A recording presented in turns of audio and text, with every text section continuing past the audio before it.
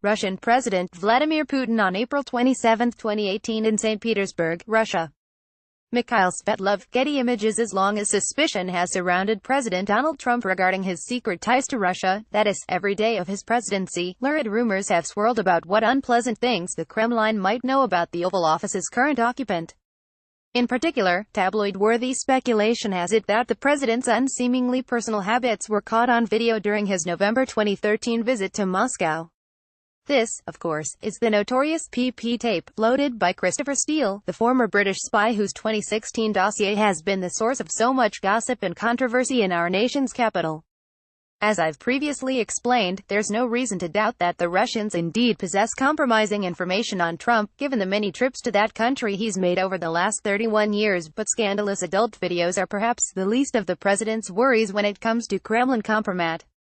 It's Trump's shady business dealings, and how they connect to powerful Russians, that constitute the real scandal here.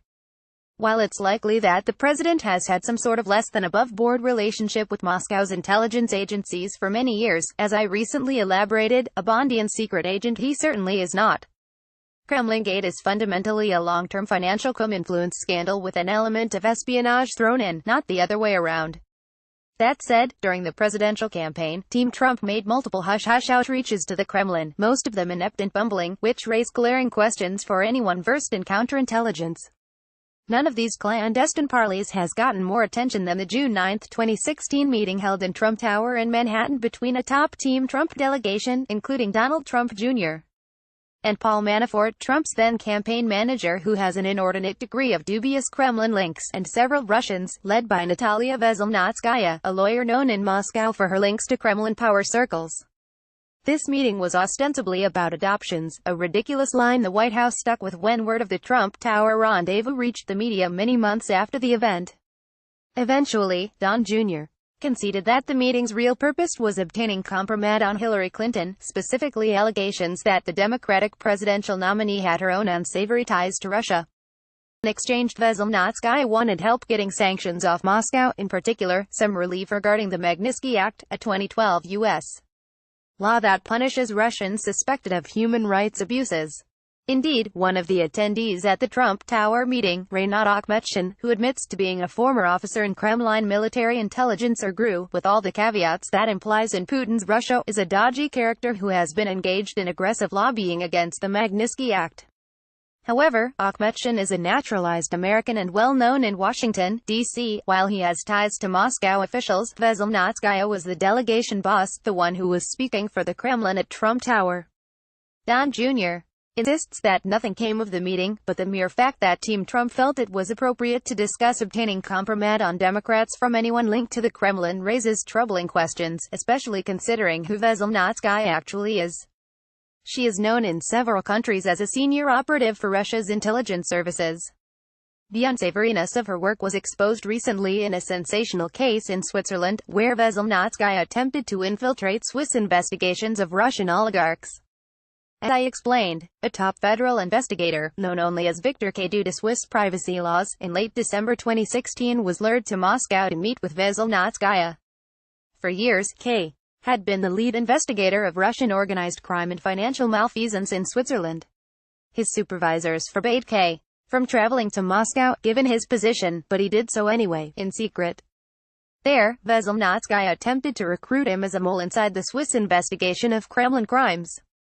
This is typical Russian espionage tradecraft yet again, and this case firmly establishes that Veselnitskaya is no ordinary lawyer, rather a high-level operative for Kremlin intelligence.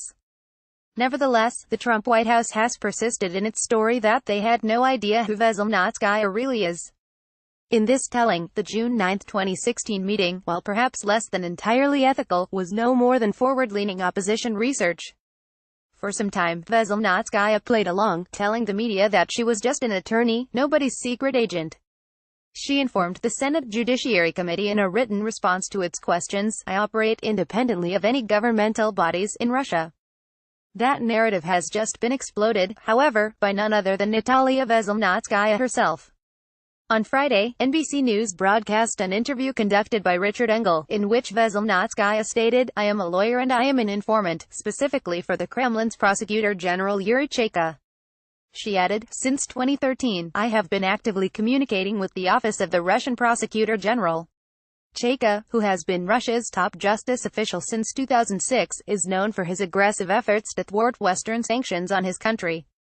Here Veselnitskaya, no mere private attorney, admits she has played an important role.